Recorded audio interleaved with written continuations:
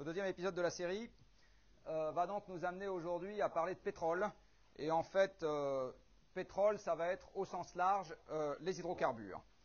Alors on va faire comme dans toute bonne série américaine après la coupure de la pub, c'est-à-dire qu'on va reprendre l'histoire là où on l'avait laissée. Et là où on l'a laissée la dernière fois, c'est sur ce petit graphique dont j'ai essayé de vous expliquer qu'il résumait finalement l'essentiel de l'aventure humaine, ou plus exactement de l'aventure industrielle au XIXe et au XXe siècle, et qu'il était à l'origine, même si vous ne vous en rendez pas compte, de l'essentiel des avancées socio-économiques qui vous permettent par exemple d'être dans cette salle à pouvoir faire des études longues. Je vous ai également rappelé que cette petite relation avait la très mauvaise idée d'être contrainte de deux manières. La première, c'est par la quantité de ressources disponibles, et la deuxième, c'est par l'effet des sous-produits de cette réaction. Donc aujourd'hui, on va passer 2 heures concentrées sur la première des deux questions, c'est-à-dire combien de temps est-ce que je peux creuser à vitesse accélérée dans le sol pour faire sortir ces fameux hydrocarbures qui, encore une fois, approvisionnent ou fournissent 80% de la consommation d'énergie mondiale. Alors pour disserter sur ce problème, on va commencer par partir à la plage, ou plus exactement à côté de la plage, puisqu'on va reprendre l'histoire du pétrole depuis le début. Alors depuis le début, l'histoire du pétrole, c'est en fait l'histoire de la vie marine. L'essentiel des gisements de pétrole aujourd'hui connus, et c'est aussi vrai pour les gisements de charbon, mais ça n'arrive pas par la vie marine, sont le résultat de la sédimentation d'une vie ancienne, passée. Et en ce qui concerne le pétrole, il est en particulier le résultat d'un processus de sédimentation que je vais vous décomposer pas à pas, qui concerne le plancton qui a vécu pour l'essentiel dans l'océan, et pour une toute petite partie, il peut y avoir des fossilisations à la suite de dépôts lacustres, c'est-à-dire dans les lacs. Donc vous avez là, sous vos yeux, du pétrole. Il faut juste attendre entre 10 millions et 1 milliard d'années, et vous avez du pétrole. Donc c'est une énergie qui est parfaitement renouvelable à l'échelle des temps géologiques. À l'échelle des temps qui nous intéressent, on retombe sur cette question d'ordre de grandeur dont je vous avais parlé la dernière fois, c'est un peu moins renouvelable, et on peut même considérer que ça n'est pas du tout. Cette vie marine, vous avez à peu près 1% de la biomasse qui se forme dans l'océan qui va finir par sédimenter. Alors que deviennent les 99% restants, demande Jean-Pierre Foucault? Eh bien, ils retournent dans l'océan, où en gros, ils vont servir soit à des macrophages, enfin à des bestioles qui se nourrissent des cadavres, y compris de plancton, soit se décomposer, ce qui en général revient à la même chose, puisque vous avez toujours des bactéries dans le processus de décomposition. Donc ils retournent dans le cycle court du carbone, et puis il y en a 1% qui va rentrer dans un cycle long du carbone, c'est-à-dire qu'il va rentrer dans la partie minérale en formation au fond de l'océan. Alors on va prendre l'histoire à son début. On a donc dans les fonds océaniques du sédiment avec dedans des petits filets de matière organique. Ces petits filets de matière organique, c'est donc le reste de l'équivalent de vos pauvres carcasses, sauf que c'est chez des micro-organismes qui ont vécu à la surface de l'océan ou quelquefois dans les fonds marins. Vous avez donc, encore une fois, le sédiment. Le sédiment, c'est une espèce de boue. Ça n'est pas sans rappeler le débouchage des toilettes quand on va faire des carottages dans le fond des océans. Donc c'est une espèce de boue dans laquelle vous avez de la matière organique. Vous avez aussi normalement appris, ou même si vous ne l'avez pas appris, ça vous rappellera des vieux souvenirs, qu'il existe à la surface de la planète un vaste mouvement de tectonique des plaques, c'est-à-dire que la partie solide de la croûte terrestre se déplace lentement sur des parties pâteuses que vous avez en dessous. Et ça, à certains endroits, ça crée des mécanismes d'enfouissement, de subduction, d'enfouissement. Donc vous avez ce qui était auparavant juste sous l'océan qui se met à s'enfouir dans les profondeurs terrestres. Quand vous vous enfouissez dans les profondeurs terrestres, vous vous rapprochez des parties chaudes de la planète, dont je vous rappelle qu'elles sont dues à la radioactivité naturelle des roches. En fait, c'est une petite centrale nucléaire qu'on a sous nos pieds. Et vous allez donc avoir la matière organique qui va être chauffée. Alors cette matière organique, quand elle est chauffée à un peu moins de 100 degrés, de quelques dizaines de degrés jusqu'à 100 degrés, elle subit une décomposition biologique. Donc il y a des bactéries qui commencent à faire miam miam, et ces bactéries évacuent de l'eau et du CO2. Donc dans cette partie organique, l'eau et le CO2 s'évacuent dans une première phase, et ce qui reste derrière est un composé qu'on appelle du kérogène. Donc c'est des petits filets de matière organique débarrassés d'eau et d'hydrogène. Et puis le sédiment lui-même, il va se compacter, se solidifier et se transformer en une roche. Ça peut être par exemple du grès, etc., qui va s'appeler la roche-mère. votre paquet de rochers avec le sédiment, avec la partie organique, qui souvent représente de l'ordre du pourcent dans la roche, va continuer à s'enfouir. Vous allez chauffer de plus en plus fort, et cette chaleur supplémentaire va commencer à pyrolyser la fraction. Donc là, ce n'est plus une dégradation bactérienne, c'est une dégradation chimique. En fait, vous allez craquer à l'intérieur de la croûte terrestre les molécules organiques longues que vous avez dans votre sédiment. Et là, vous allez commencer à avoir apparition de molécules plus légères, c'est-à-dire des hydrocarbures liquides ou gazeux.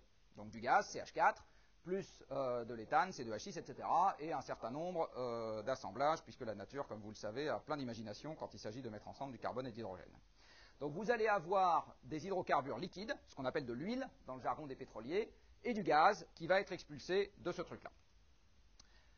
Dans les petites poches qui contenaient la matière organique initiale, vous allez avoir quelque chose qui va progressivement s'enrichir en carbone, puisque l'hydrogène est préférentiellement attaché aux fractions légères qui vont être expulsées de ces pores, gaz et liquide, et donc vous allez avoir un truc qui ressemble de plus en plus à du charbon. Sauf que ce n'est pas vraiment une veine de charbon exploitable, puisque c'est des petits machins qui continuent à être disséminés dans la roche. Alors, ici, vous avez donc une vue d'ensemble du processus que je viens de vous exposer. Vous avez donc ici, représenté par cette flèche, ce qu'on appelle la migration primaire, donc la formation du kérogène, puis l'expulsion de l'huile et du gaz. Tout ça est un processus qui prend des millions d'années. Puis derrière, vous avez une migration secondaire, c'est-à-dire que ce gaz et ce pétrole qui sont expulsés de la roche-mère vont se mettre à migrer dans les couches poreuses. Enfin, s'il y a des couches poreuses, s'il n'y a pas de couches poreuses, ça reste là. Mais s'il y a des couches poreuses, ça se met à migrer le long des couches poreuses. Et éventuellement, ça va se retrouver bloqué par ce qu'on appelle un piège, c'est-à-dire une formation géologique qui, à un moment ou à un autre, empêche la migration de l'huile et du gaz vers la surface. Vous allez donc retrouver dans ce piège tous les sous-produits de la décomposition à laquelle on a eu affaire, c'est-à-dire du gaz, de l'huile et de l'eau. Donc un réservoir d'hydrocarbures, c'est constitué dans des proportions variables, de manière classique, d'huile, de gaz et d'eau, avec le gaz qui occupe la partie supérieure, l'huile qui occupe la partie intermédiaire et l'eau qui vient en dessous. Voilà quelques exemples de pièges. L'exemple en haut à gauche est un piège où, en gros, vous avez tout simplement une cloche, et puis la matière, elle migre jusqu'à se retrouver coincée sous la cloche. Le deuxième cas de figure, c'est vous avez une faille. Alors la matière imperméable, là, typiquement de l'argile par exemple, est représentée ici. Et puis il y a eu un glissement de terrain qui a permis à la couche qui était là de venir obstruer cette partie de la cette partie de la formation, en empêchant ainsi les produits de la décomposition d'aller se balader ailleurs, etc. Donc là, vous avez des pièges de type varié. Et ce que font les pétroliers, en fait, quand ils cherchent des hydrocarbures, c'est d'essayer de repérer avec une échographie bien particulière qui leur appartient, qui s'appelle la sismique, des formations géologiques susceptibles de contenir du pétrole. Donc en fait, ce qu'ils cherchent, dans un premier temps, quand ils cherchent du pétrole, c'est pas tant du pétrole que des pièges à pétrole. C'est ça qu'ils vont essayer de caractériser dans les images souterraines. Donc là, on est dans le bon cas de figure, entre guillemets, celui qui va permettre de faire avancer les avions et les voitures. Et puis, en fait, dans l'essentiel des cas de figure, on est dans le mauvais cas de figure, c'est-à-dire que la migration, la décomposition a bien lieu, la migration a bien lieu, et elle se poursuit jusqu'au sol. Et à ce moment, vous allez avoir les hydrocarbures qui arrivent en surface, et si cette décomposition a lieu, par exemple, sous le plancher océanique, dont je vous rappelle qu'il couvre 70% de la surface terrestre, eh bien, vous avez des émanations d'hydrocarbures dans l'océan, dont on a calculé qu'en ordre de grandeur, c'était considérablement supérieur aux marées noires qui nous arrivent dessus. Alors, évidemment, c'est beaucoup plus dilué dans l'océan, donc ça fait beaucoup moins de dégâts. Les marées noires sont très concentrées sur des petites surfaces, donc on s'en rend beaucoup plus compte. Mais le dégazage d'hydrocarbures par les fonds marins, à cause de ce processus parfaitement naturel, est quelque chose qui met dans l'océan des quantités d'hydrocarbures beaucoup plus importantes que les marées noires. Comme c'est dilué, ça n'enquiquine personne. Donc dans la majeure partie du temps, ça va jusqu'au sol, ça finit par se dégrader. Et la dégradation, là, elle redevient bactérienne. Alors dans un premier temps, il y a l'évaporation des composés les plus volatiles, et puis le reste va éventuellement être mangé par les bactéries. Quand cette migration a eu lieu il n'y a pas trop longtemps, et que l'accumulation près du sol se fait dans des sables, eh bien, donc vous avez les éléments volatiles qui s'en vont. Il vous reste dans les sables des bitumes, et ça, c'est typiquement le processus qui a conduit à la formation des sables bitumineux de l'Athabasca au Canada, dont vous avez peut-être entendu parler, dans l'état de l'Alberta. Eh bien, c'est très exactement ça, c'est-à-dire que c'est du pétrole plus vieux que le pétrole. D'accord ? Les sables bitumineux de l'Alberta, ce sont des hydrocarbures qui ont perdu la fraction la plus volatile, il vous reste que des chaînes carbonées longues dans cette affaire qui sont entremêlées à du sable. Et ce genre de truc s'exploite beaucoup plus comme du charbon que comme du pétrole. Ça peut s'exploiter aussi comme du pétrole, mais ça s'exploite surtout comme du charbon. En gros, ce que je vous ai expliqué là, c'est ça n'est encore que la première partie du processus. Votre réservoir de pétrole, une fois qu'il est formé dans les profondeurs du sol, eh bien, l'aventure recommence, même motif, même punition, la tectonique des plaques ne s'est pas arrêtée, donc votre réservoir, il recommence, crac, à être entraîné inexorablement vers les profondeurs, comme la victime dans la piscine, dans tout bon film d'horreur qui se respecte. Donc, vous avez là le mouvement général qui va être de nouveau imprimé au réservoir d'hydrocarbures, et à nouveau, entraîné vers les profondeurs, le contenu du réservoir va chauffer, parce que vous vous rapprochez de la source de chaleur, et ça va induire un craquage secondaire, après le craquage primaire que vous avez eu dans la roche-mère, dans la formation des hydrocarbures, et le réservoir va s'enrichir en gaz, s'enrichir en composés carbonés solides, et s'appauvrir en hydrocarbures liquides. En général, c'est ça qui se passe.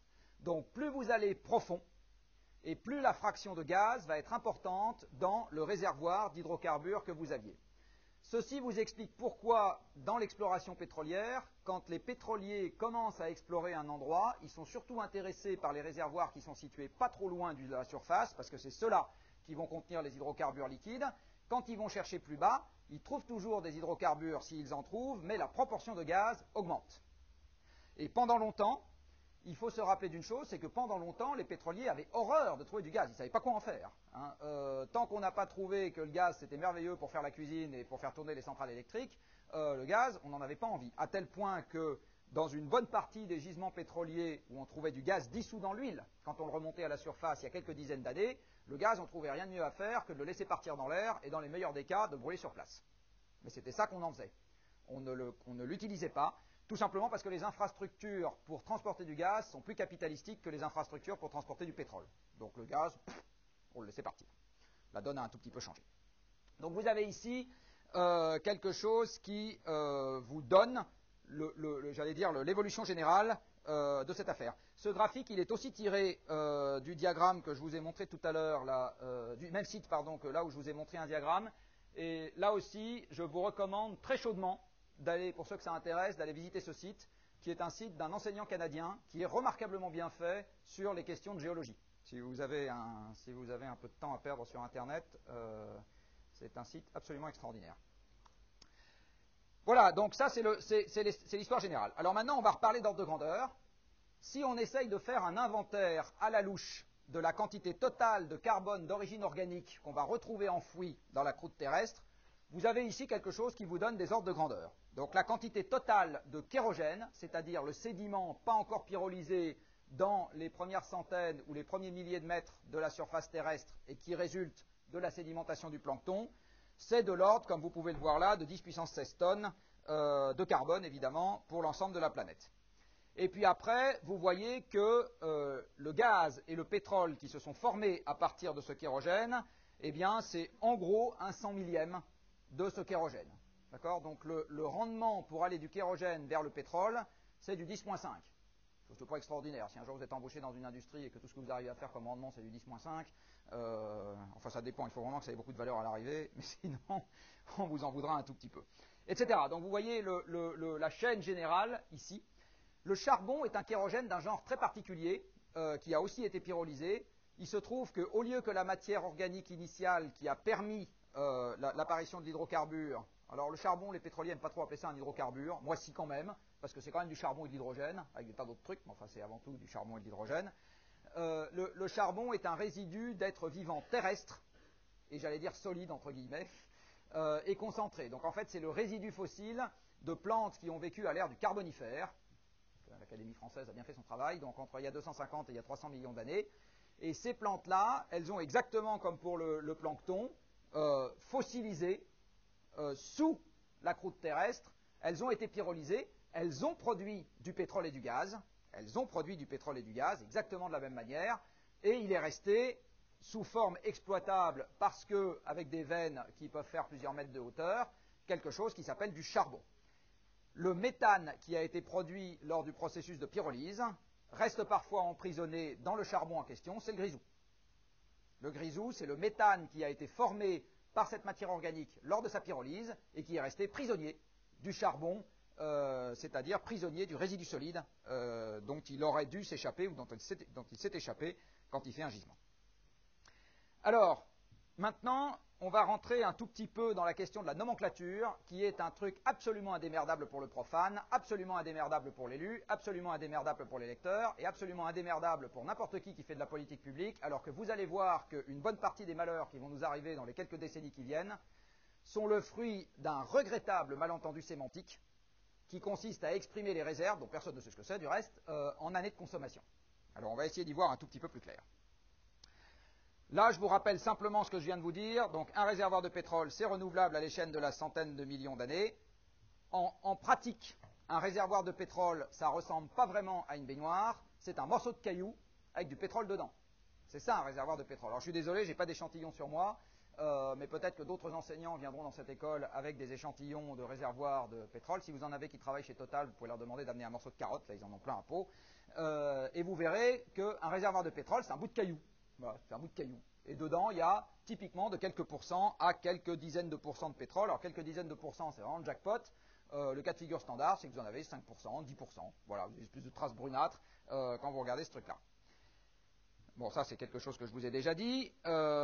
Et enfin, il y a quelque chose de complémentaire que je ne vous ai pas encore dit, c'est que dans le kérogène, vous avez ce qu'on appelle les schistes bitumineux. Alors, les sables bitumineux, c'est du pétrole plus vieux que le pétrole. Ça s'exploite. Il faut dépenser beaucoup d'énergie pour transformer ces molécules carbonées longues en hydrocarbures liquides que vous avez l'habitude d'utiliser, légères, mais ça s'exploite. Les schistes bitumineux, malgré qu'on utilise bitumineux dans les deux cas de figure, c'est en pratique du kérogène, donc c'est quelque chose qui n'a pas encore subi de pyrolyse. Ça veut dire que pour exploiter ces hydrocarbures-là, d'un genre particulier, il faut non seulement creuser sous terre, non seulement ressortir la fraction organique, qui est quelquefois à quelques pourcents dans ce que vous extrayez, mais il faut finir la pyrolyse à la main. Donc il faut amener plein de chaleur pour finir de pyrolyser ce que vous avez extrait. Et donc le rendement énergétique du schiste bitumineux est souvent inférieur à 1. En d'autres termes, vous devez investir plus de 1 kWh dans l'exploitation que dans l'énergie pour récupérer 1 kWh d'huile de schiste. Donc ça n'est pas, avec la définition que nous allons voir ensuite, une réserve. C'est une ressource, elle est là, on peut l'exploiter si on veut, ça n'est pas une réserve. Et on va voir la différence entre les deux. Alors, avant de voir la différence entre les deux, on va voir juste 2 points sur ces fichus réservoirs. Je vous ai dit tout à l'heure que la manière dont les pétroliers opéraient pour essayer de trouver le pétrole, d'abord, ils commençaient par faire la même chose que ce qu'on fait à une femme enceinte, c'est-à-dire une échographie. Alors, l'échographie, ça s'appelle la sismique dans le jargon des pétroliers, c'est-à-dire qu'on va envoyer une onde de choc à partir de la surface de la planète et on va voir comment ça se réfléchit sur les sous-couches. À partir de ça, on essaye de repérer à la fois la présence de liquide et la formation géologique. S'il y a quelque chose que vous n'avez pas compris, c'est pas la peine de me demander ensuite. Donc, vous essayez de comprendre si, 1, il y a du liquide sous le sol, et 2, s'il y a la présence de quelque chose qui peut ressembler à un piège géologique. Mais la preuve ultime qu'il y a bien du pétrole, c'est de faire un trou. D'accord ? Il n'y a que ça comme preuve ultime. Alors, la première question, c'est où est-ce que je dois le faire ? Et la deuxième question, c'est je dois en faire combien pour avoir une idée de ce que contient mon réservoir. Parce que je vous rappelle encore une fois qu'un réservoir, c'est un bout de caillou. Et en voici un exemple, modélisé. Voilà, ça c'est un réservoir. Ça ne ressemble pas vraiment à une baignoire, ça ne ressemble pas vraiment à un réservoir de voiture.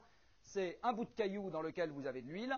Vous voyez que la fraction de la roche poreuse dans laquelle vous avez de l'huile, c'est quelque chose qui a une forme très biscornue. Et quand vous faites un trou ici, et que vous trouvez du pétrole, et que vous faites un trou ici, et que vous n'en trouvez pas, vous voyez qu'avec 2 trous seulement, vous n'êtes pas en mesure de savoir quelle est la taille de votre réservoir et combien d'huile il est susceptible de contenir. Alors prenons l'actualité récente encore qui va me servir. Est-ce que certains d'entre vous ont entendu parler des découvertes récentes au large du Brésil ? Bon. Eh bien, au large du Brésil, sur une formation géologique qui fait des dizaines de kilomètres de long, si ce n'est la centaine de kilomètres de long, pour le moment, on a fait 6 puits d'exploration. 6. Pardon ? Non, mais ce qui veut dire qu'on ne sait pas ce qu'il y a. Pour l'industrie, c'est quelques dizaines de millions de dollars déjà, mais ça veut dire surtout que ce n'est pas avec 6 puits d'exploration que vous avez une barre d'erreur sur la quantité de pétrole dans ce réservoir qui est de quelques dizaines de pourcents. Pour le moment, vous êtes encore dans le 1 à 10. Voilà. Donc c'est un exemple typique où le journal a dit il y a tant, très bon journal, Les Échos pour ne pas le nommer, en fait, vous ne savez pas ce qu'il y a pour le moment. Hein. Il y a un potentiel éventuel, mais c'est comme ça qu'il faut le voir.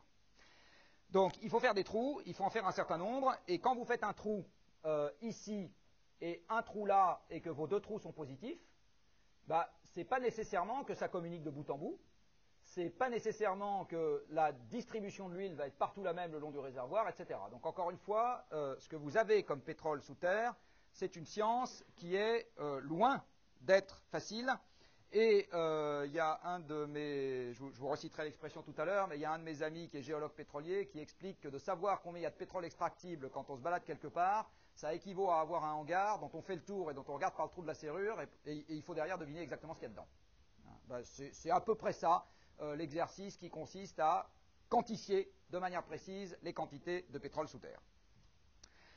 Alors, maintenant, on va parler nomenclature, parce que vous avez beau être dans une école scientifique, le français, les maths souvent c'est du français, le français a toute son importance dans cette affaire, et il faut bien comprendre quelles sont les définitions qu'on manipule. Il y a sous terre, à cause des processus de formation dont je viens de vous parler, du pétrole qui est du pétrole qu'on appelle en place. Ce pétrole en place s'appelle une ressource. Quand on parle de ressource, dans le jargon pétrolier, on ne dit rien sur son extractibilité. On dit juste qu'il est là. D'accord ? Il peut être extractible ou pas extractible, et on va voir dans quelles conditions. Donc la ressource, c'est le pétrole en terre. La ressource, encore une fois, on ne dit rien sur son extractibilité.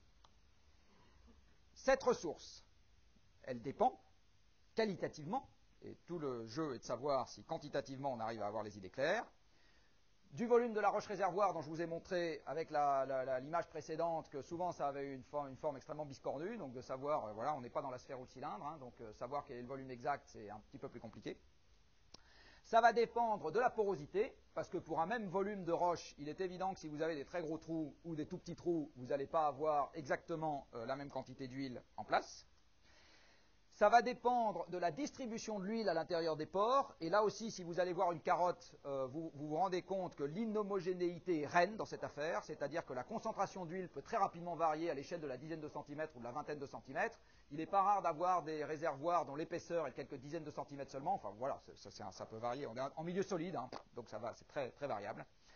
Et enfin, ça va dépendre aussi de la viscosité de l'huile, ou exactement l'extractibilité va dépendre de la viscosité. Une ressource, elle n'est pas nécessairement découverte. Une ressource, elle n'est pas nécessairement découverte. Donc, quand on découvre du pétrole, en fait, on découvre son existence, mais on ne le crée pas. Alors, ça peut vous paraître tout con, ce que je vous dis. En attendant, vous ne pouvez pas savoir le nombre d'économistes qui font leurs calculs en supposant que quand on découvre le pétrole, on le crée. On le crée dans une catégorie particulière qui s'appelle les réserves, mais on ne le crée pas physiquement. On ne fait que constater qu'il existe. Enfin, le gisement, une fois qu'il est découvert, il peut rentrer dans trois catégories. Il peut être en cours d'exploitation, c'est-à-dire qu'il y a déjà des trous dedans qui pompent le pétrole, tel les Shadocks. Il peut être en cours de développement. À ce moment, ça veut dire qu'on a prévu de mettre des trous dedans et de pomper tel les Shadocks. Ou bien il peut être rien de tout ça, c'est-à-dire que le pétrole est là et on considère que pour le moment, ou on n'a pas le temps, ou c'est pas rentable, ou on n'a pas la technologie pour, ou on n'a pas les bons hommes pour, etc. Hein ? Donc il peut y avoir trois catégories en exploitation. Il y a déjà du pétrole qui sort avec une exploitation commerciale. En développement, il est prévu d'en faire une exploitation commerciale, ou bien on le laisse là de côté tranquillement. Ça, c'est quelque chose que je vous ai déjà dit, mais je le répète encore une fois. En gros, ce qu'il y a exactement dans un réservoir de pétrole, vous allez le savoir à la fin de la vie du réservoir. Vous ne le saurez pas au début, et en particulier au début de l'exploration, c'est difficile d'avoir les idées claires. On va passer maintenant des ressources aux réserves. Alors les réserves, c'est un mot que vous avez tous vu dans le journal. Vous pouvez, si vous avez des journalistes dans vos relations, leur poser la question de savoir combien connaissent la définition d'une réserve dont ils parlent à tout bout de champ, et je peux vous dire que si vous en trouvez 1 sur 10 000, vous avez de la chance. Hein, il n'y en a pas un qui sait ce que c'est, sauf les quelques-uns qui sont éventuellement spécialisés. Alors, une réserve, ça a une définition très précise dans la majeure partie des pays pétroliers, et en plus, certains d'entre eux ne comptent même pas comme ça. C'est la fraction de la ressource en place contenue dans des réservoirs qui sont en exploitation ou en développement. Donc ça ne concerne pas les réservoirs dans lesquels on n'a pas de projet de développement à bref délai ou qui ne sont pas en exploitation. Hein.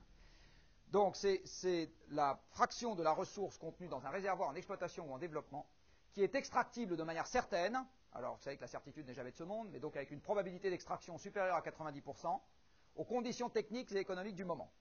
En d'autres termes, avec ce que savent faire mes ingénieurs, avec le prix du baril actuel sur le marché, je suis absolument certain de pouvoir faire sortir au moins tant du réservoir en question.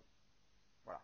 C'est ça la définition de la réserve prouvée dans le jargon pétrolier.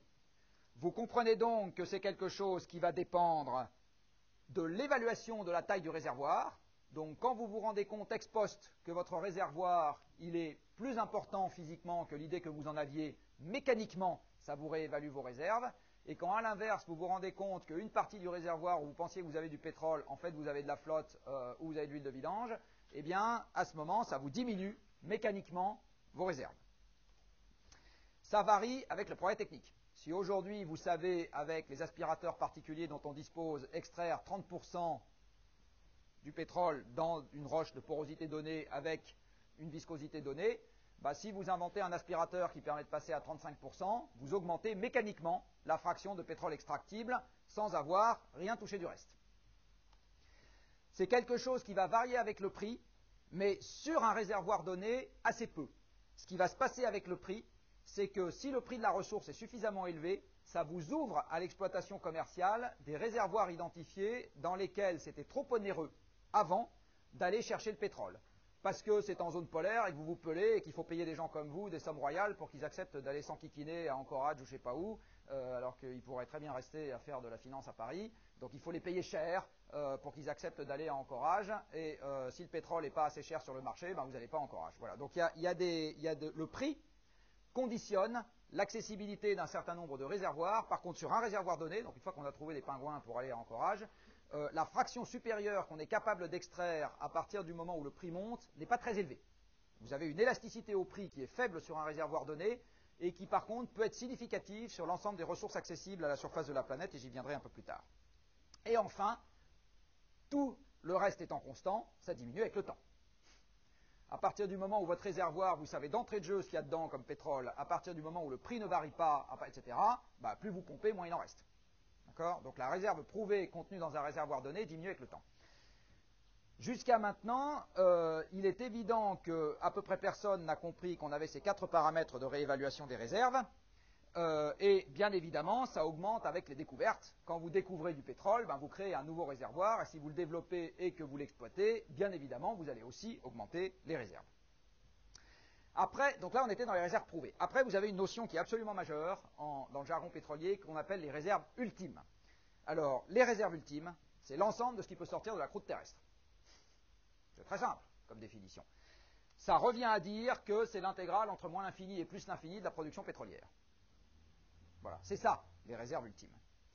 La quasi-totalité des gens qui ont fait des pronostics sur la production pétrolière future ont travaillé non pas sur les réserves prouvées, dont tout le monde se tamponne, mais sur les réserves ultimes. D'accord ? C'est les réserves ultimes qui comptent. Alors à partir du moment où vous enlevez l'adjectif, prouvé ultime, donc vous raccourcissez parce que vous avez besoin de place pour tenir dans l'article de journal, déjà vous êtes à peu près assuré de vous embêter les pinceaux. Les réserves ultimes se décomposent en 2 morceaux. Ce qu'on a déjà extrait, ça c'est absolument sûr que c'est extractible, et puis ce qui reste à extraire. D'accord ? Dans ce qui reste à extraire, vous allez voir qu'il n'y a pas que ce qu'il y a dans les réserves prouvées.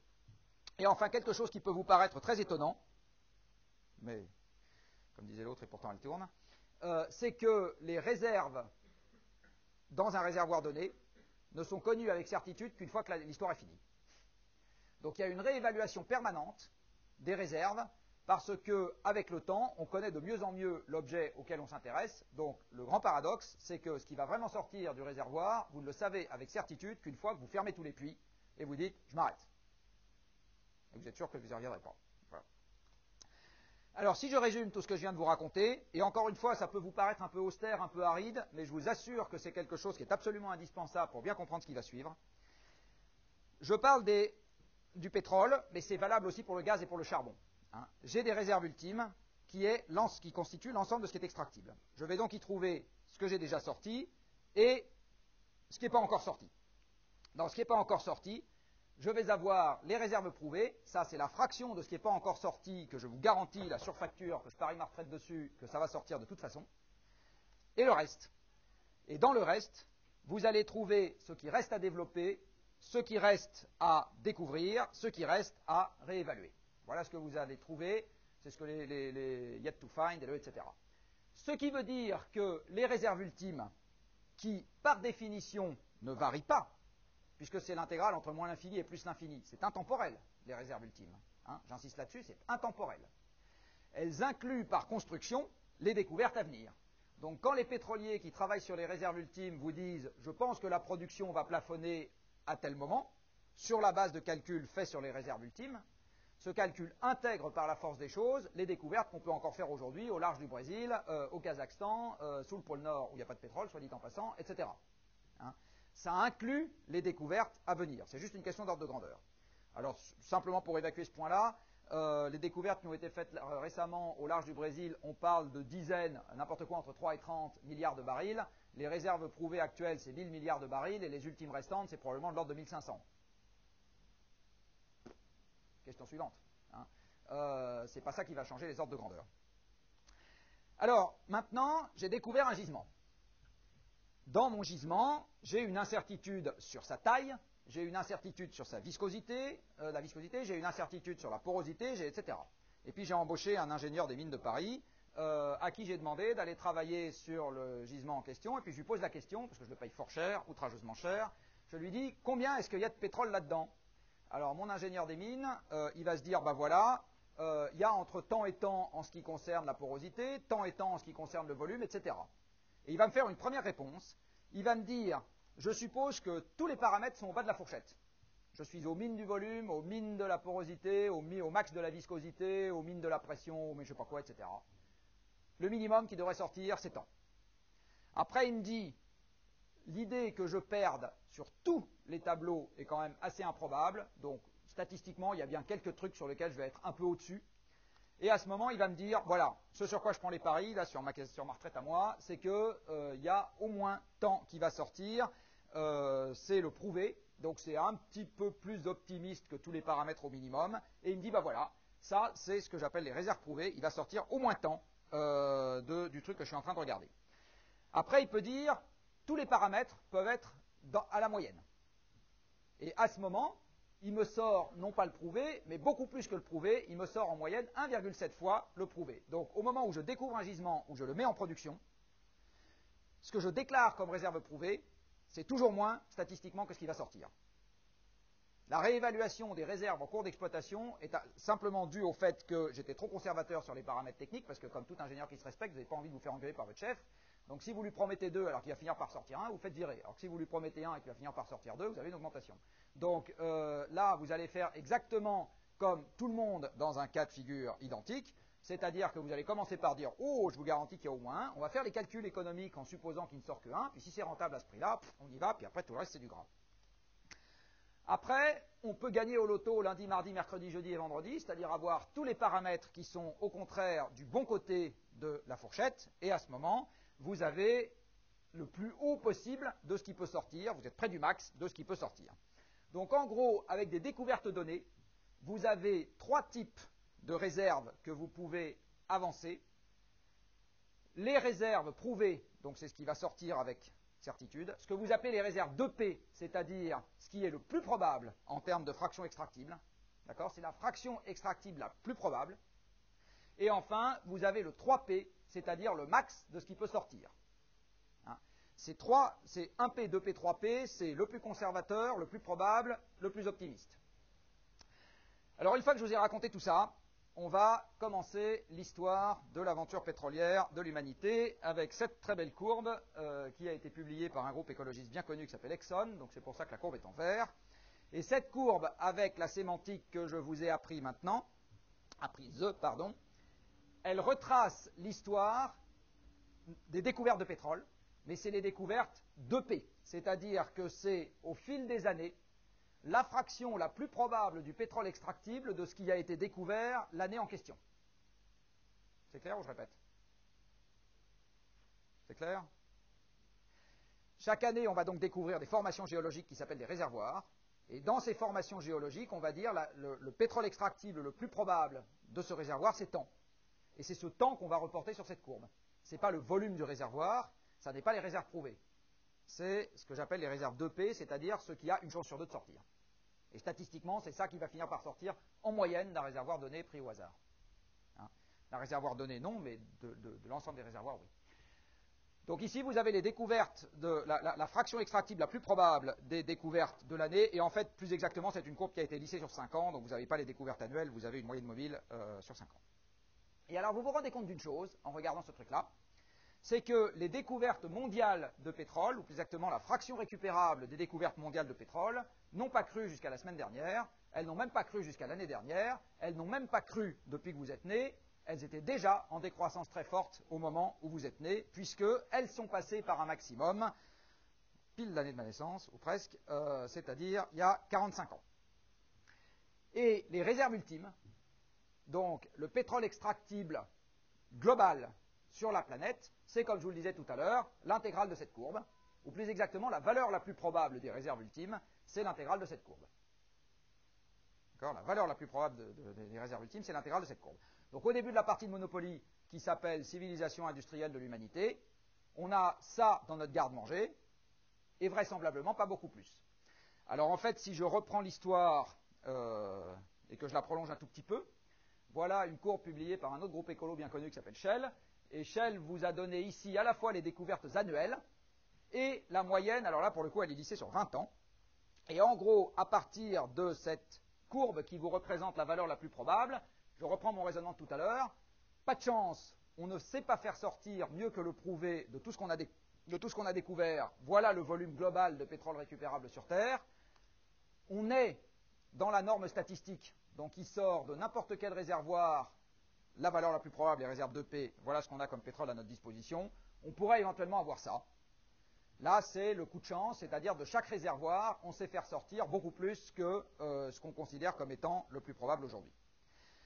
Donc il faut retenir cette idée que le pétrole est disponible, le pétrole extractif sur Terre est disponible en quantité finie, ça vous le saviez déjà, même si vous n'en avez pas nécessairement conscience tous les jours, et qu'on a maintenant, c'est surtout ça le point important, on a maintenant une idée raisonnable, parce que vous voyez que les découvertes déclinent depuis 45 ans et que quand vous demandez aux experts du secteur, ils ne vous expliquent pas que ça s'apprête à remonter à l'avenir. Là, vous voyez que Shell vous dit, bah là, on est dans la queue de la gaussienne, donc ça va continuer à descendre, encore, et encore, et encore, et encore, et voilà, avec des découvertes qui vont rester. Hein. Vous voyez ici, ils vous disent que dans la partie descendante, vous allez encore faire de temps en temps des découvertes annuelles à quelques dizaines de milliards de barils, typiquement ce qu'on vient de découvrir au large du Brésil, mais vous êtes dans la partie descendante de la courbe des découvertes. Donc, le message des opérateurs pétroliers aujourd'hui est très clair, c'est le volume global de pétrole extractible, on commence à le cerner en ordre de grandeur. Par ailleurs, vous vous rappellerez probablement d'un très beau théorème de maths, que moi j'ai eu à démontrer en taupe, et puis même que je sais encore le démontrer, qui vous dit qu'à partir du moment où vous avez une fonction positive et intégrable, dont l'intégrale entre moins l'infini et plus l'infini a une bande supérieure, alors vous pouvez démontrer que cette fonction, en moyenne, part de 0 à moins l'infini, termine à 0 à plus l'infini et passe par un maximum entre les deux. Si j'applique ça à la production pétrolière, comme la production pétrolière cumulée ne peut en aucun cas dépasser les réserves ultimes, par définition, puisque les réserves ultimes, c'est l'intégrale de moins l'infini à plus l'infini de la production. Eh bien, ma production pétrolière, qui était nulle à moins l'infini, ça c'est facile à montrer, sera nulle à plus l'infini, et va passer par un maximum entre les deux. En d'autres termes, le pic de production du pétrole est une entité mathématiquement certaine. Le pic de production du gaz est mathématiquement certain, le pic de production du charbon est mathématiquement certain, le pic de production de n'importe quel minerai métallique, dont la nature a reçu un stock au moment de la formation de la Terre, issu, comme vous le savez, des étoiles qui étaient de la génération qui a précédé le Soleil, il est ce qu'il est. Le pic est peut-être pour dans 3 millions d'années ou pour la semaine prochaine, mais il existe. Il existe. D'accord ? Et vous allez voir que la notion à côté de laquelle tous les journalistes sont passés jusqu'à maintenant, et c'est ça qui va faire votre drame, et le mien aussi, c'est qu'on a confondu des années, une réserve ne s'exprime pas en années, hein, on n'a jamais exprimé une réserve en années, ça s'exprime en mètres cubes, ça s'exprime en tonnes, en ce que vous voulez, mais pas en années, avec le truc qui est économiquement important, qui est la date du pic. Parce que c'est ça qui est économiquement important. Mais j'y reviendrai tout à l'heure. Avant ça, il va falloir déminer un élément supplémentaire qui est une question très, très précise, qui est est-ce que quand même, finalement, on est bien sûr qu'on a fait le tour du propriétaire suffisamment? Alors, pour répondre à cette question, vous allez voir quels sont les efforts qu'ont fait les gens qui cherchent le pétrole à la surface de la planète. Alors vous avez ce genre de courbe, très intéressante, qui vous donne en ordonnée les découvertes cumulées de pétrole en milliards de barils, et en abscisse le nombre de puits d'exploration qui a été foré dans une zone géographique donnée. Donc là, vous pouvez prendre, par exemple, je pense que votre anglais est absolument remarquable. Donc ici, ME, c'est Middle East, donc Moyen-Orient. Ça, c'est Former Soviet Union, donc c'est la Russie et tous ces pays satellites, Kazakhstan, Turkménistan, etc. Latin America, vous devriez y arriver, Africa aussi, Asie aussi, Europe aussi, et ça, c'est North America. Ici, vous avez une évaluation par la personne qui a fait le graphique des réserves ultimes de ces diverses zones. Donc c'est, comme je vous le disais tout à l'heure, la totalité de la fraction extractible des ressources en place, y compris ce qui est déjà sorti. Alors vous remarquez que toutes ces courbes, elles ont tendance à avoir à peu près la même tête. Je dis bien à peu près la même tête. C'est-à-dire qu'elles montent au début, puis avec le temps, elles ont tendance à plafonner. C'est une autre manière de dire que les découvertes marginales associées à un puits d'exploration supplémentaire ont tendance à baisser avec le temps. Parce que les pétroliers ne sont pas complètement fous. Une fois qu'ils ont fait leur échographie particulière, là, leurs analyses sismiques, ils vont commencer par faire des trous là où ils pensent que le prix du forage d'exploration va ramener un max de blé, c'est-à-dire le plus de pétrole possible découvert dans la zone dans laquelle ils forent.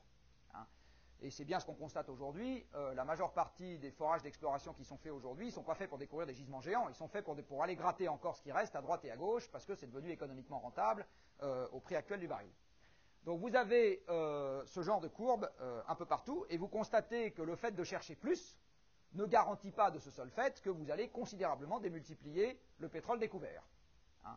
Donc on continue à chercher, ça ne ramène pas beaucoup plus de pétrole. Alors vous avez une courbe qui à cette échelle ici semble un peu curieuse, qui est la courbe verte du haut, dont vous vous dites là est-ce qu'on est bien sûr que...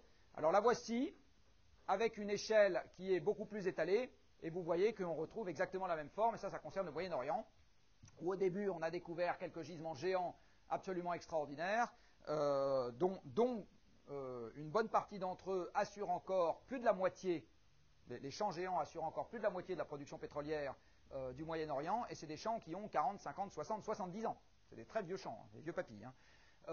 Mais c'est encore de là pourtant que vient l'essentiel du pétrole qu'on utilise aujourd'hui. Donc les découvertes n'ont pas baissé parce qu'on a arrêté de creuser des trous. C'est pas ça qui a fait qu'on découvre de moins en moins. Les découvertes n'ont pas non plus baissé parce que les pétroliers sont des radins et qu'ils gagnaient déjà tellement d'argent comme ça qu'ils ont refusé de faire des trous.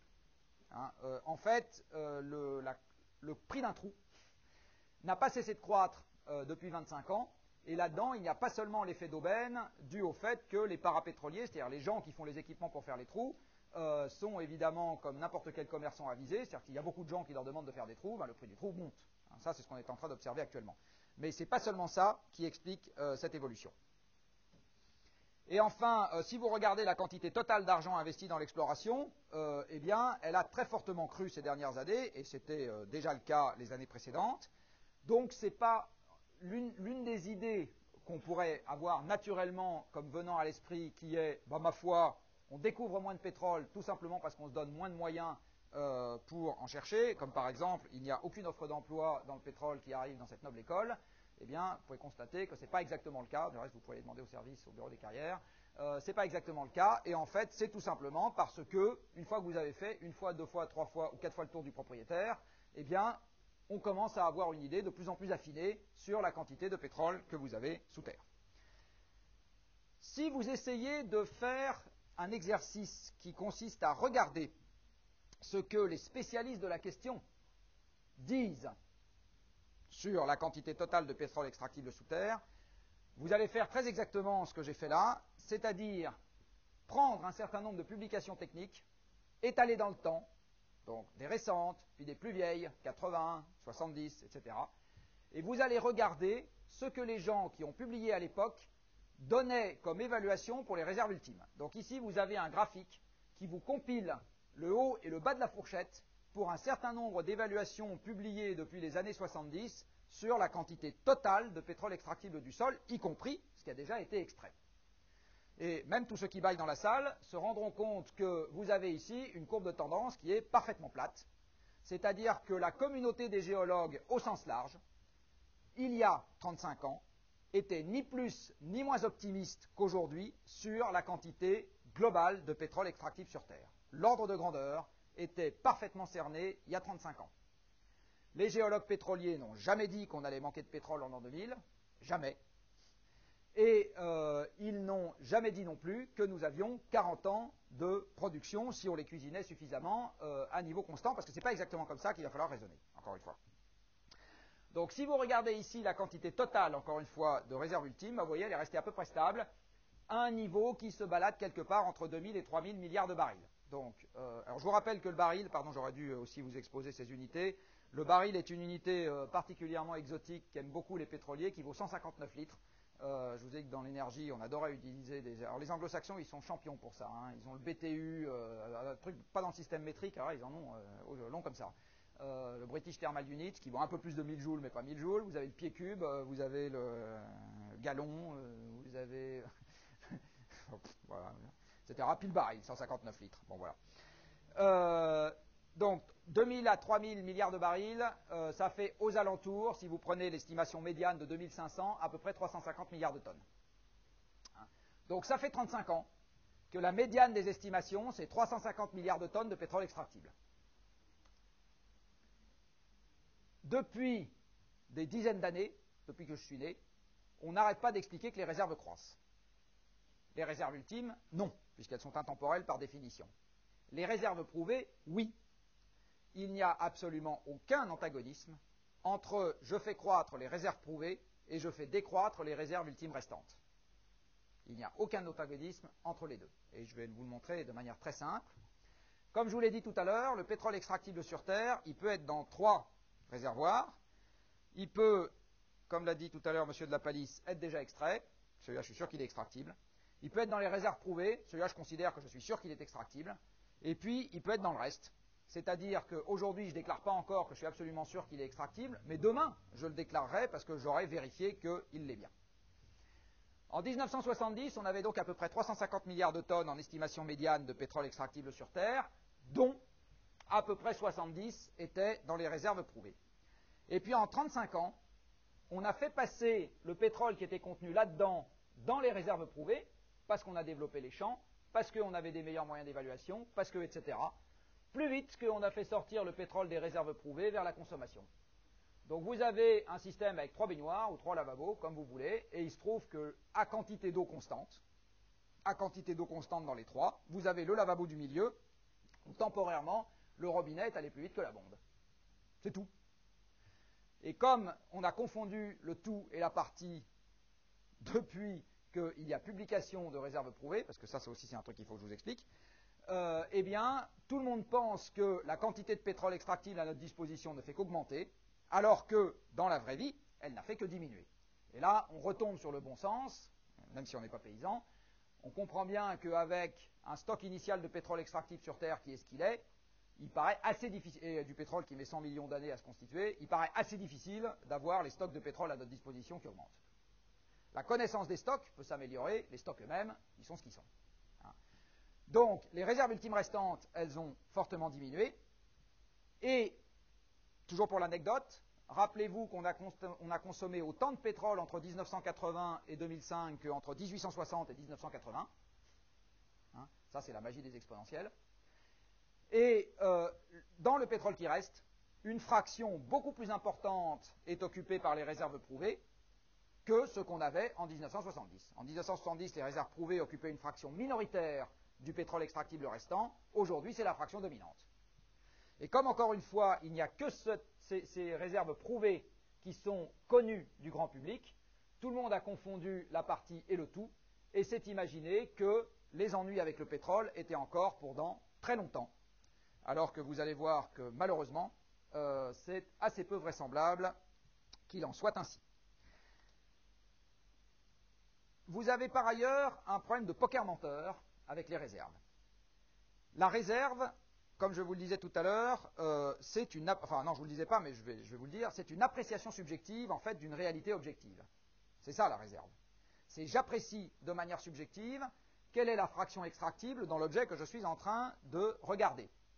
Donc, ce n'est pas quelque chose pour lequel deux personnes regardant le même objet auront nécessairement le même avis.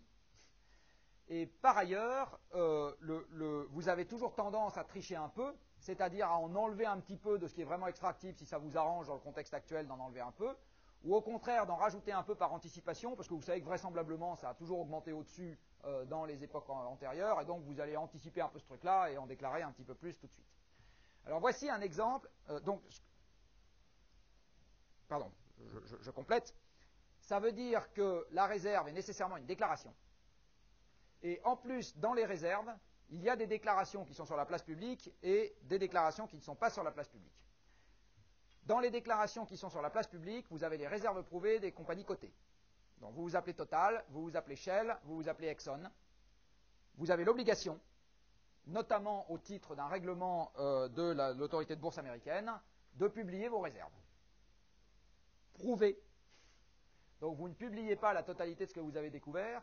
Vous ne publiez pas les réserves ultimes dans ce que vous avez découvert, vous publiez vos réserves prouvées. D'accord ? Prouvées.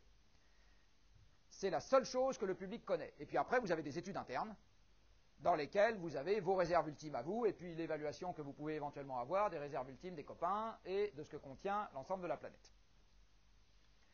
Il se trouve que la majeure partie des opérateurs pétroliers, je vais vous le montrer juste après, sont des compagnies, non, je vais vous le montrer tout de suite, puis je reviendrai à ça après, du reste, sont des compagnies publiques. C'est-à-dire détenues par des États. Et en particulier, les premières réserves de pétrole au monde, à peu près un quart des réserves prouvées actuelles, sont détenues par une compagnie et une seule, qui est la compagnie nationale saoudienne, qui s'appelle la Saudi Aramco. Retenez ce nom, parce que dans pas très longtemps, je vais vous montrer un graphique qui a été publié par la personne qui était en charge du réservoir engineering de Saudi Aramco, c'est-à-dire la personne qui était justement dans cette compagnie en charge de l'évaluation des stocks de pétrole souterrains. Vous verrez que c'est quelque chose qui mérite réflexion. Donc Saudi Aramco a les premières réserves.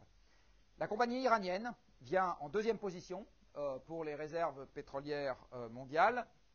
Et du reste, ceci explique peut-être cela dans les relations du monde occidental avec le président iranien actuel. De même que c'est des gens qui ont une quantité de gaz assez considérable. Ils ont les deuxièmes réserves après la Russie. Ensuite, vous avez les Russes qui ont beaucoup de gaz et très peu de pétrole, etc. Donc vous avez tout ça. Alors, vous avez en ocre, là, les compagnies nationales. En bleu, les compagnies russes, qui sont officiellement privées et officieusement probablement beaucoup plus nationales qu'on ne le dit.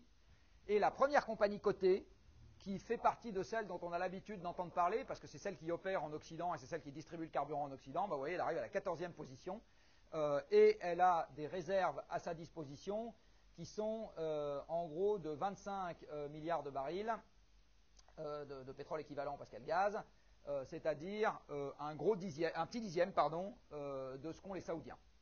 Donc l'essentiel des réserves sont détenues par des sociétés qui n'ont aucune obligation de publication où que ce soit, sauf en ce qui concerne les pays de l'OPEP, et ça va me ramener au graphique précédent, sauf en ce qui concerne les pays de l'OPEP, parce que les quotas de production, et je vais vous rappeler un tout petit peu ce que c'est l'OPEP, sont proportionnels aux réserves prouvées. Une fois que je vous ai dit ça, je vous ai presque tout dit. L'OPEP est un cartel de pays producteurs qui s'est mis en place, si ma mémoire est bonne, à la fin des années 70, et qui avait, donc c'est un cartel, comme pour la drogue colombienne, donc l'idée c'est, je régule le marché. Voilà. Et l'idée c'était de contrôler la production, de telle sorte que le pétrole ait un juste prix, et d'éviter justement ce qui s'était passé au moment des chocs pétroliers, afin d'avoir un approvisionnement du marché qui permette d'équilibrer le budget de l'Arabie Saoudite, parce que c'est ça le juste prix du pétrole quand on demande au ministre saoudien du pétrole, j'ai un ami qui l'a fait, et pour autant sans avoir des prix qui dégringolent trop bas ou qui montent trop haut. Au moment où l'OPEP s'est mise en place, l'OPEP a décidé que la règle de répartition de la production qui était globalement limitée en son sein, donc l'ensemble des pays de l'OPEP disaient on fournira tant et pas plus, eh bien la règle de répartition au sein des pays de l'OPEP c'était on produit proportionnellement aux réserves prouvées. Nous sommes au moment du contre-choc, dans les années 85, donc les prix du pétrole sont en train de dégringoler, les budgets des pays producteurs sont restés ce qu'ils sont, eh bien, overnight, ou à peu près, la quasi-totalité des pays de l'OPEP ont réévalué leurs réserves. C'est Abu Dhabi, par exemple, a multiplié les siennes par 3, overnight, voilà, comme ça, leurs réserves prouvées x 3. Alors, comme il n'y a que les gens qui travaillent aujourd'hui chez Schlumberger et chez Technip qui connaissent la vérité, la question c'est, est-ce que ce truc-là, là, c'est exactement ça, c'est du bluff, ou est-ce qu'ils ont juste anticipé le passage du 1P au 2P dont je vous ai parlé tout à l'heure? Quand vous demandez l'avis à M. Al-Husseini, dont je parlais tout à l'heure, qui s'occupait du réservoir engineering chez Saudi Aramco, il vous dit qu'il y a 300 milliards de barils, dans les 1200 milliards de barils de réserves prouvées actuelles, il y a 300 milliards de barils qui n'existent pas. Voilà ce qu'il vous dit. Est-ce qu'il a tort? Est-ce qu'il a raison? Vous et moi, on n'en sait rien. Personne au sein de cette salle ne s'est baladé dans le sous-sol avec un pied à coulisse pour savoir qui avait tort et qui avait raison. Donc, mais en tout cas, le débat est clairement posé, et il n'est pas posé entre un journaliste et Claude Allègre. Non, il est posé entre des opérateurs techniques du secteur. C'est important ce que je vous dis, parce qu'il est posé entre opérateurs techniques du secteur. Les gens extérieurs au secteur peuvent raconter ce qu'ils veulent. Je veux dire, la théorie du complot a encore de beaux jours devant elle. Mais par contre, les opérateurs techniques internes au secteur ont pour le moment le plus grand mal à y retrouver leurs petits pour savoir qui dit vrai et qui dit faux dans cette affaire où il n'y a pas de données publiques communément accessibles, il n'y a pas de base de données mondiale centralisée, et c'est très difficile, autrement que par de l'espionnage industriel qu'on paye fort cher, que de savoir exactement ce que produit le copain et combien il lui reste. Et ça, du reste, ça sera une énorme différence avec le dossier du climat dont je vous parlerai jeudi, parce que, en ce qui concerne la partie amont du problème, c'est-à-dire les réserves, chacun est obligé de travailler dans son coin avec des propos à dire d'experts, des données confidentielles qu'il a réussi à se procurer, etc., alors que dans le domaine du climat, l'essentiel de la production scientifique est sur la table et en libre accès. C'est une énorme différence entre les deux, ce qui veut dire que n'importe qui dans le domaine climatique peut très facilement savoir de quoi il retourne, il suffit qu'il en prenne le temps, alors que dans le domaine pétrolier, même en prenant le temps, ça reste très difficile d'arriver à une vue d'ensemble et de savoir si le pic, encore une fois, qui est mathématiquement certain, il est pour l'année prochaine ou s'il est pour dans 25 ans. Voilà. C'est extrêmement difficile d'avoir la réponse à cette question. Et, il faut quand même signaler que là, en 85, vous avez vu tout à l'heure qu'on était sur la courbe descendante et bien descendante des découvertes. Donc, il n'y a pas eu de découverte majeure qui justifie le doublement ou le triplement des réserves d'un certain nombre de pays de l'OPEP depuis. De même que quelque chose qui pourrait paraître très étonnant, c'est que après 20 ans de pompage croissant de pétrole, les réserves prouvées déclarées par ces braves gens avec des découvertes en baisse restent constantes. Là, il y a quelque chose quand même on demande à voir. Hein. Ils ont peut-être raison. Encore une fois, ils ont peut-être anticipé le passage du 1P au 2P, et l'écart entre les deux est tel qu'ils ont raison. Personne n'en sait rien. Personne n'en sait rien. Donc je vous disais tout à l'heure, seules les compagnies cotées ont l'obligation de déclarer les réserves prouvées, et les États dans le cadre des accords de l'OPEP. Je vous ai parlé du pétrole et du gaz, je vais vous parler maintenant un tout petit peu du charbon, parce que quelque chose que vous ne savez probablement pas, c'est que les premiers détenteurs de ressources fossiles au sens large au monde, c'est ni les Saoudiens ni les Iraniens, ce sont les Américains. Les Américains ont les premières réserves de carbone associées à de l'hydrogène, que ce soit solide, liquide ou gazeux, au monde. Ils ne le doivent ni à leur pétrole ni à leur gaz, ils le doivent à leur charbon, dont ils sont les premiers détenteurs de réserves au monde. Et le deuxième détenteur de ressources fossiles au monde, c'est la Russie, qui est aussi le premier détenteur de réserves gazières, qui est le deuxième détenteur de réserves charbonnières, et ces deux pays-là restent les puissances énergétiques dominantes, même dans un monde dans lequel il y a une dépendance au pétrole qui est très forte. Je l'ai montré la dernière fois. Mais si vous raisonnez hydrocarbures au sens large, encore une fois, hydrocarbures au sens large, c'est clairement les États-Unis et la Russie qui mènent la course en tête. Et vous voyez que le premier pays pétrogazier au monde, c'est-à-dire l'Iran, arrive à peu près au tiers de ce que possèdent les États-Unis si vous tenez compte du charbon. Soit dit en passant, je vous en parlerai la prochaine fois, mais retenez ça, vous avez, je pense, entendu parler du protocole de Kyoto. Donc vous avez entendu parler de ces accords qui ont été mis en place au plan mondial pour essayer de limiter les émissions de gaz à effet de serre et en particulier du gaz carbonique. Vous vous rappelez peut-être aussi qu'on a l'habitude actuellement de désigner du doigt un certain nombre de pays en disant « eux, ils jouent pas le jeu hein, c'est les mauvais élèves de la cour de récré, ils font rien qu'à tricher ». Alors qu'est-ce qu'on désigne souvent? Les États-Unis, la Chine, l'Inde, l'Australie, de qui s'agit-il? Des gros pays charbonniers. Retenez cela, le charbon reste une énergie reine à la surface de la planète, c'est ce que je vous ai dit la dernière fois, c'est la première source de production électrique à la surface de la planète, et les pays qui ont refusé de prendre des engagements contraignants au titre de Kyoto, soit qu'ils aient ratifié le protocole qui n'avait pas d'engagement contraignant pour eux, ce qui est le cas de la Chine, de l'Inde, la Chine, l'Inde et l'Afrique du Sud, soit qu'il y avait des engagements contraignants et ils n'ont pas ratifié le protocole, donc ils ont signé et pas ratifié. Je pourrais faire un tout petit peu de droit international la prochaine fois si vous voulez savoir la différence entre les deux, dans lesquels vous allez trouver, dans cette catégorie, vous allez trouver les États-Unis et l'Australie, qui est là. Et il y a un cas un peu particulier qui est la Russie, qui a fini par le ratifier en traînant les pieds, mais vous voyez pourquoi elle a traîné les pieds. Simplement, elle avait eu la chance de connaître une grosse récession avant, donc ses émissions de CO2 avaient considérablement baissé. C'est des milliards de tonnes équivalent pétrole. TOE, c'est tonne oil equivalent, c'est la tonne équivalent pétrole dont je vous ai parlé la dernière fois. C'est mes 11 600 kWh. Et G, c'est le G de giga, donc c'est des milliards. Donc c'est des milliards de tonnes équivalent pétrole. Je vous ai dit tout à l'heure que le Canada possédait quelque chose de très particulier qu'on appelle les sables bitumineux. Les sables bitumineux, c'est donc un pétrole plus vieux que du pétrole mélangé à du sable. Donc ça s'exploite de la manière suivante. Vous allez avec une grosse pelleteuse prendre le contenu de ce que vous avez dans le sol ou sous le sol. Vous mettez ça dans une énorme chaudière et en gros vous faites sortir avec de la vapeur la fraction bitumineuse liquéfiée à haute température de ce truc-là. Et après vous avez un hydrocarbure lourd que vous allez craquer, raffiner, auquel vous allez rajouter de l'hydrogène, etc. Puis finir par obtenir des trucs qui font avancer les voitures et voler les avions. Si vous regardez quelles sont les réserves prouvées du Canada en ce qui concerne ces sables bitumineux, eh bien vous voyez que ça le met quasiment au niveau de l'Iran ou de l'Arabie Saoudite. Et là, vous avez aussi une partie de l'explication du revirement récent du Canada en ce qui concerne toujours ce fameux protocole de Kyoto, c'est-à-dire qu'avant, ils avaient pris des engagements contraignants, l'exploitation de ce truc-là, ça crache plein de CO2 et ça ramène plein de dollars, qui sont des pétrodollars, bons dollars.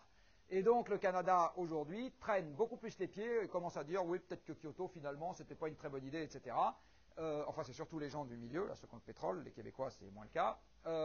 Mais vous avez là une partie de l'explication du revirement du Canada sur la scène diplomatique mondiale dans le cadre des négociations climat. L'argent mène le monde, là comme ailleurs. Une fois que je vous ai amplement parlé des réserves, maintenant on va se mettre à parler de la production. Je vous ai dit tout à l'heure que depuis la nuit des temps, le journal donne la production, exactement le pétrole restant en années de production, avec un effet monstrueusement délétère, qui est qu'à partir du moment où les réserves représentent 40 fois la production de l'année écoulée, on dit il y a 40 ans de production, et puis, tel qu'on est bigorné, tous autant que nous sommes, entre le restaurant à planifier pour ce soir, les impôts à payer, etc., on ne réfléchit pas plus loin que ça, et on se dit donc on est tranquille pour 40 ans. Comme disait Pumba dans un dessin animé bien connu, funeste erreur. La bonne question n'est pas celle-là. Une réserve ne s'exprime pas en années. Une réserve, c'est un volume. Donc tout va dépendre de la vitesse à laquelle vous consommez votre stock. Et tout dépend de la tête que va avoir votre courbe de production. Et votre courbe de production, on sait, aujourd'hui c'est dans le Roi Lion pour ceux qui... on peut peut-être passer à la suite. Donc pour ceux... Il faut tout faire ici. Donc la production, je vous ai dit tout à l'heure qu'elle allait obéir à un vieux théorème de maths, qui dit qu'elle allait passer elle part de zéro, elle passe par un maximum et elle tend vers zéro à l'infini. Et toute la question, c'est qu'à partir du moment où vous avez une idée des réserves ultimes sur un bassin donné, et de savoir quelle va être la tête de la courbe de production et quand est-ce qu'elle va passer par son maximum. Le premier à avoir proposé une théorie en la matière est un géologue américain qui a probablement eu un coup de chance, parce qu'il avait proposé des tas d'autres trucs, qui s'appelle King Hubert. Donc on parle parfois pour le pic de production du pétrole, dont je rappelle encore une fois, au risque d'être insistant, que c'est une entité mathématiquement certaine. Mathématiquement certaine. Monsieur Hubert, il a fait le premier un pronostic fiable sur le moment auquel ça allait arriver aux États-Unis. Alors pourquoi est-ce qu'il a fait ça, Monsieur Hubert? Enfin, comment il a fait ça? Il a constaté que sur le bassin sédimentaire des États-Unis, si on prenait les découvertes annuelles et qu'on les approchait par une courbe en cloche, eh bien on avait la forme générale de la courbe de production qui allait suivre, qui avait exactement la même tête de cloche, sauf que c'était un peu décalé dans le temps. En l'occurrence, là, le décalage, il est d'à peu près 40 ans. Monsieur Hubert, donc dans les années 50, c'est-à-dire par ici, voit la tête de cette courbe de production jusqu'à cette année-là et dit, ça va à peu près, la tête des découvertes, pardon, et dit la production va suivre à peu près le même chemin et la production va passer par un plafond aux États-Unis en 1970. L'histoire a retenu son nom parce qu'il se trouve que c'est très exactement ce que ça a fait. Mais enfin, il avait fait un pronostic juste un peu avant où il avait prédit une autre année et il s'est... Enfin, mais bon, il tâtonnait sur un raisonnement général qui était exact, c'est-à-dire qu'il allait y avoir un pic, et il se trouve qu'à un moment, il a pondu un papier dans lequel il l'a donné, effectivement, il a donné la bonne valeur. Et effectivement, les États-Unis sont passés par un pic de production... on s'arrête maintenant dans un quart d'heure? C'est maintenant? Bon, c'est pas grave, je finis là-dessus simplement, puis après on prendra la suite. Donc les États-Unis sont passés par le pic de production l'année où Hubert avait dit que ça arriverait, et depuis, effectivement, ils ont un déclin soutenu de leur production pétrolière. Et avant la pause, je vais vous montrer le cas de la France, parce que vous savez que nous sommes un pays extrêmement intéressant. Nous avons 1% du pétrole que nous consommons et 3% du gaz que nous consommons. C'est ça la production pétrolière de la France et la production gazière. Dit autrement, nous sommes à 100% dépendants de la production pétrogazière étrangère, ce qui vous explique pourquoi il est si important d'être copain avec Poutine, Ahmadinejad et consorts. En France, vous avez eu 2 cycles de découverte. Vous avez eu un premier cycle dans les années 60 et vous avez eu un deuxième cycle dans les années 80-90. Donc là, on n'est pas sur un dromadaire, on est sur un chameau. Bien qu'on ne soit pas dans le désert avec les bédouins. Donc, on a nos 2 bosses. Eh bien, la courbe de production du pétrole français, qui a déjà passé son pic, donc il y a au moins 2 pays, là vous voyez, qui ont passé leur pic de production, pour qui c'est une réalité bien tangible, les États-Unis et la France. Eh bien, la courbe de production de la France a eu 2 pics. Et cette structure en 2 pics est quelque chose qu'après la pause, on va retrouver dans des tas d'autres pays qui ont aussi connu un cycle d'exploration avec 2 pics et une courbe de production avec 2 pics. Donc l'idée générale qu'il faut retenir, c'est qu'à cause du délai qui s'écoule traditionnellement entre la date de la découverte et la date de mise en exploitation du champ, à cause de la manière, de la lenteur des investissements, parce que c'est gros les investissements dans le domaine pétrolier. Aujourd'hui, les plateformes offshore, c'est des milliards de dollars. L'EPR, c'est ridicule à côté. Donc vous avez une forme générale de la courbe de production qui n'est pas très loin d'avoir à peu près la même tête que la courbe des découvertes avec un décalage dans le temps. Voilà, je ne vous en dis pas plus maintenant, je vous laisse dans un suspense haletant et je vous dis à dans un quart d'heure.